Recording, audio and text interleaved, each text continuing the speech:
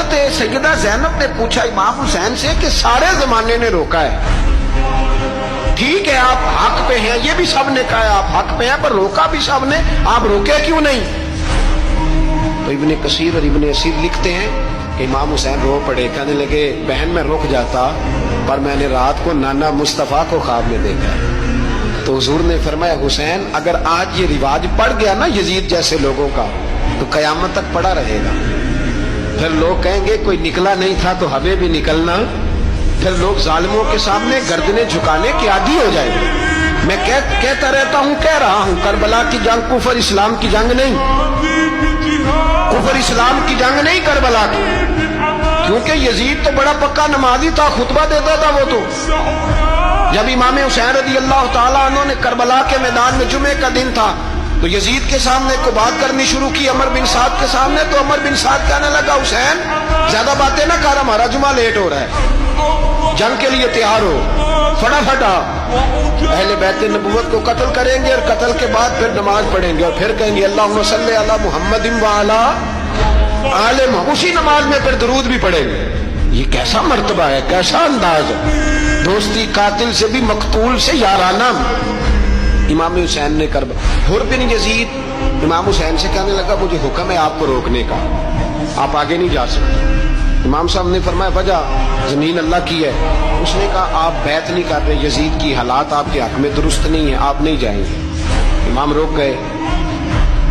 ظہر کی نماز کا وقت ہوا تو حضرت علی اکبر امام حسین کے بڑے صاحبزادے انہوں نے اذان ظہر پڑھی تو حر بن یزید کے لشکر نے امام حسین کے پیچھے نماز ادا کی۔ کہا بھئی تم مقابلے میں آئے ہو نماز پیچھے پڑھتے ہو؟ کہا حضور مقابلہ تو تلواروں سے کر رہے ہیں پر ہمارا دل تو مانتا ہے نا کہ مصطفیٰ کا نواسہ بڑی شان والا ہے۔ حر بن یزید نے 3 نمازیں لشکر سمیت امام حسین کے پیچھے پڑھی ہیں، 3 نمازیں، ظہر اثر اور مغرب۔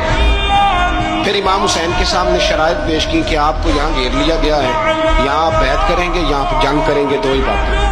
امام حسین نے فرمایا نہیں بھائی بیعت تو میں نہیں کرتا، اس کے علاوہ تم جو کہتے ہو میں کرنے کو تیار ہوں۔ اس نے خط لکھا، عبید اللہ ابن زیاد کو ایک بندہ دوڑایا پیچھے کوفے، چند میل پہ کوفہ تھا، کہا وہ نہیں مان رہے کیا کر رہے؟ تو حسین ابن علی ہے، میں زیادہ دیر انہیں روک بھی نہیں سکتا۔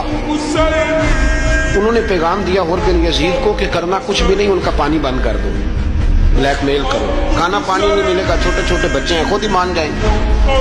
حضرت امام علی مقام کے بارے میں حر کے بعد جب یہ پیغام آیا تو حر کہنے لگا میری طبیعت نہیں مانتی حسین پر پانی بند کروں، دل نہیں مانتا۔ جب یہ لفظ کہے نا دوبارہ پھر عبید اللہ ابن زیاد نے عمر بن سعد کو 10,000 آدمی دے کے بھیجا، کہا حر بن یزید لچک دکھا رہا ہے حسین کے آگے۔ ایک رے کا علاقہ تھا، بڑی وہاں فصل ہوتی تھی، لوگ کوشش کرتے تھے وہاں کا گورنر بننے کی، کوشش کرتے تھے۔ تو عبید اللہ ابن زیاد کہنے لگا تمہیں رے کی گورنری ملے گی، سب سے سرسبز و شاداب علاقہ، تمہیں وہاں کا گورنر بنایا جائے گا اگر حسین کے خلاف لڑو گے۔ یہ اتنی زبردست ہوتی ہیں گورنریاں کہ گورنریوں کے لیے لوگ نسل رسول کے خلاف بھی نکل آتے ہیں، یہ اتنی تگڑی ہوتی ہیں، اتنی جلدی وفاداریاں بدلتی ہیں۔